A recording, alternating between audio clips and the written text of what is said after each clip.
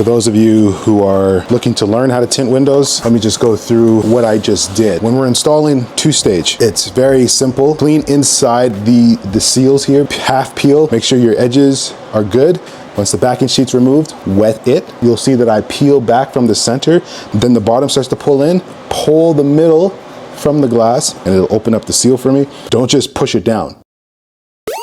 What's up everybody, Jay here. This video was brought to you, of course, by Tint.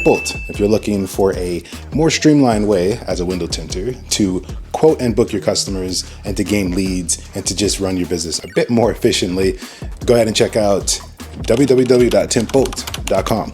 All right, so today, guys, I have a 2019 Acura MDX. I've already started because I forgot to record.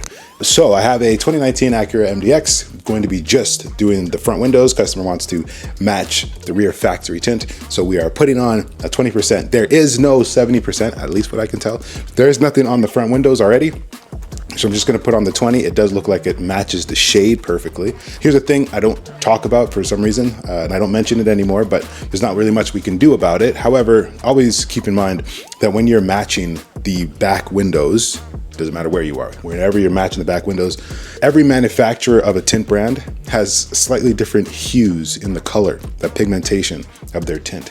And so we can match the shade as closely as we can, but we can't match the color, or as I like to call it, the hue. So just always keep that in mind. But I'm gonna go ahead and get started. I promised the customer that I would get this done in record time because they gotta go pick up their child. So let me get onto that, and I guess I will take you along with me. Most of you, if you're new to this channel, I'm gonna be going through a process, the exact same process that I go through for every window. So if you're learning, this is a great video for you. Just watch what I do. If you're trying to do this and you're making mistakes, you might see something that might help you. All right, so let's get started. I'll catch you when it's done.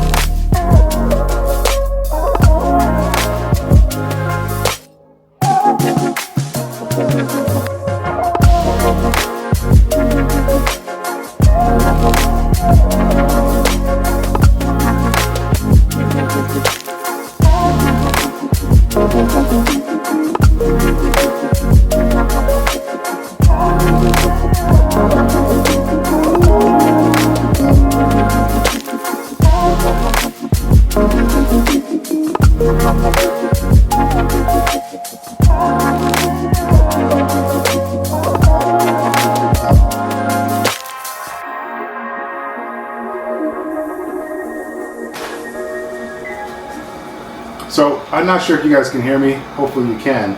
The reason why we clean the glass, in this case I am using a blade. I've gone from using this plastic tool to using the blade only. And the reason why is, although I do sometimes am cautious or concerned with the risk of scratching, I've never scratched before, but I'm still concerned with it, so I was using this. But this doesn't clean nearly as well as the blade, so I don't even bother with this anymore because my jobs were always a little bit worse. So now I'm using the blade, but the reason why we do that, and unfortunately I don't know that you guys can even hear this. Actually, let me go grab the mic. All right, so you guys can hear me better now, I'm sure. So if you can hear this, so that clicking is, there is something embedded. Sometimes things are embedded in the glass. That is the point of using this, to remove things that are embedded into the glass. But this case, and this is not the first time that I've experienced this, but in this case, we're actually dealing with a defect that goes into the glass. So like a chip into the glass, if you will. And so that's what that's picking up. And then of course, when the tint is installed, that will never go away. Like, it will show as a white dot because of the air that is trapped inside of that little divot, I guess, inside the glass. And so that air will be visible from the outside. Now, sometimes I always call them contamination. This obviously is not contamination, but it will look like contamination. So just know, again, when people like, I want a perfect install, it's like, that is it's such a hard thing to accomplish. It's so easy to request and it's so difficult to accomplish. All right, guys. Get back to it.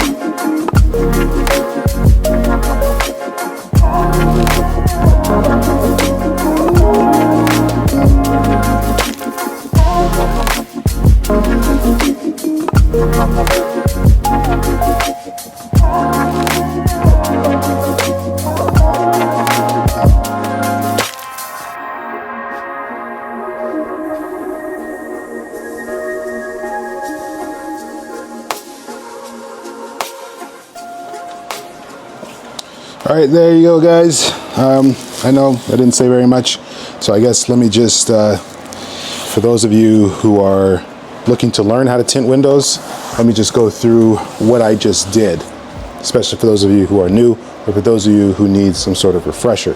So when we're installing two-stage, it's very simple. It's very straightforward, I should say. It's very simple, but it's not as easy as it looks. And that's only because, again, we're dealing with a very thin piece of plastic and it can easily be damaged during the application. But anyways, two-stage, take off half, like clean your window, of course, Clean inside the seals here because they collect a lot of contamination, a lot of dust, especially if the window was ever rolled down at any point.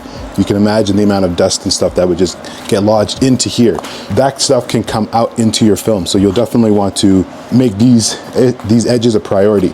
If you can cover the bottom seal, like I do with my door covers, if you can seal the bottom, that would be also really good to keep contamination from the bottom from getting into your film.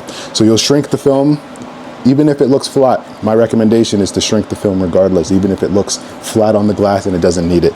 Because if it does open up while you are tinting, it could pull up contamination from underneath the seal into your film or into the viewing, the spot where everybody can see it, right? So definitely shrink it regardless.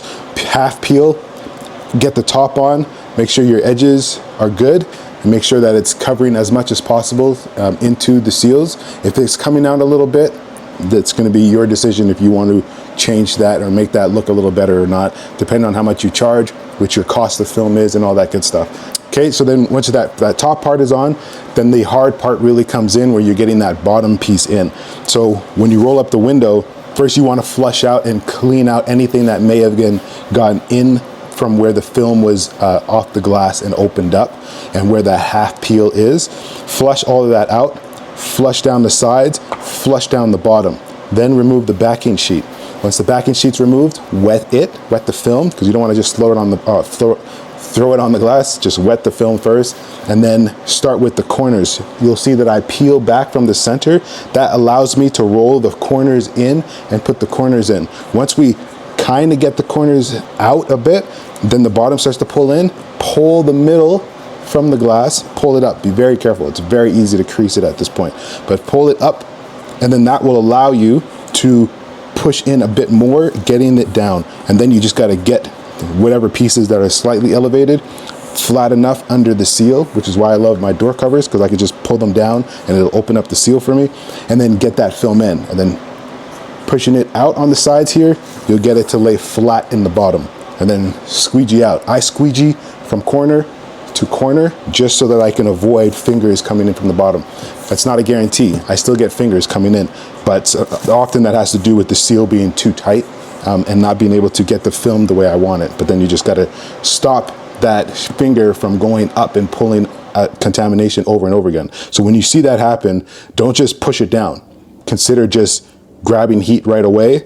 Hold, push it down with your card, and then heat it, and then finish it off. So that way it doesn't come back up. If you just push it down, it can come back up. And every single time it does that, it can be pulling in contamination. So that's how you do a two-stage, then clean your work, and then you're basically done. So that's it for this video, guys. I hope you learned something. Again, this video was brought to you by tintbolt.com. Tintbolt is the software that I created. I built it. I wrote every single line of code, so tens of thousands of lines of code.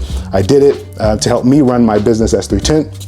And if you're a window tinter or looking to get into tinting windows, specifically automotive, Tintbolt can help you too. It'll help you quote and book your customers basically on autopilot. All right, so check it out, www.tintbolt.com. I will catch you in the next one. See you later, guys. Bye.